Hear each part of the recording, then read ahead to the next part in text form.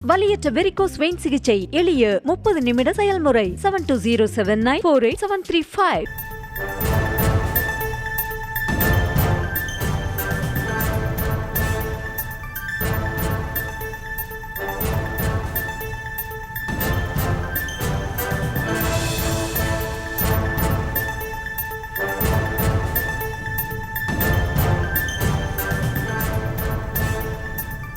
மேலும் ஒரு அண்மை செய்தியை பார்த்து வருகிறோம்.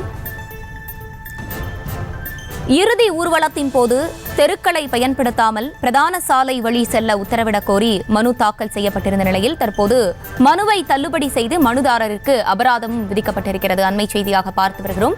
கூடுதல் விவரங்களோடு இணைகிறார் செய்தியாளர் நாகேந்திரன். நாகேந்திரன், வணக்கம். இந்த மனு தொடர்பான முழு விவரங்கள். வணக்கம் ஹர்ஷினி. விருதுநகர் மாவட்டம் கம்மவார் சமூக நலச்சங்கத்தின் செயலாளர் மகாலட்சுமி உயர்நீதிமன்ற மதுரை அமர்வில் மனு ஒன்றினை தாக்கல் செய்திருந்தார்.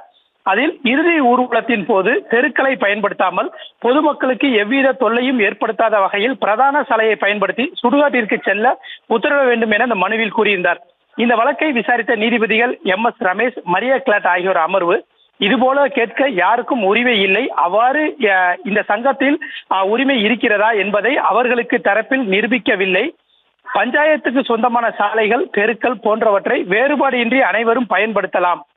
அதில் குறிப்பிட்ட சமூகத்திற்கு மட்டுமென எவ்வித உரிமையும் இருக்க முடியாது என்பதை சுட்டிக்காட்ட நீதிமன்றம் விரும்புகிறது. இந்த மனு பாகுபாடு காட்டுவதை ஆதரிக்கும் விதமாக இந்திய அரசியலமைப்பு சட்டத்திற்கு எதிராக தொடரப்பட்டுள்ளது. இறுதி ஊர்வலத்தை பொதுமக்களுக்கான தொல்லையாக மனுதாரர் கூட்டமைப்பு எவ்வாறு கருதுகிறது என்பது தெரியவில்லை. மனுதாரரின் கூட்டமைப்பு கிராம மக்களிடையே பிரச்சனையை ஏற்படுத்தும் வகையில் இப்படி மனுக்களை தாக்கல் செய்து தரம் தாழ்த்தி கொள்ளக்கூடாது. இந்த மனு ஏற்றுக்கொள்ளப்பட்டால் தேவையற்ற பிரச்சனைகளை ஏற்படுத்தும். ஆகவே இந்த வழக்கை தள்ளுபடி செய்வதோடு மனுதாரருக்கு 25,000 ரூபாய் அபராதம் விதிக்கப்படுகிறது எனவும், இந்த தொகையை மனுதாரர் உயர்நீதிமன்ற மதுரை அமர்வின் சட்ட உதவிகள் மையத்திற்கு 15 நாட்களுக்குள் செலுத்த உத்தரவிடப்படுவதாக நீதிபதிகள் உத்தரவில் சுட்டிக்காட்டியுள்ளனர். ஹர்ஷினி, வலியற்ற வெரிகோஸ் வெயின் சிகிச்சை எளிய 30 நிமிட செயல்முறை 7207948735.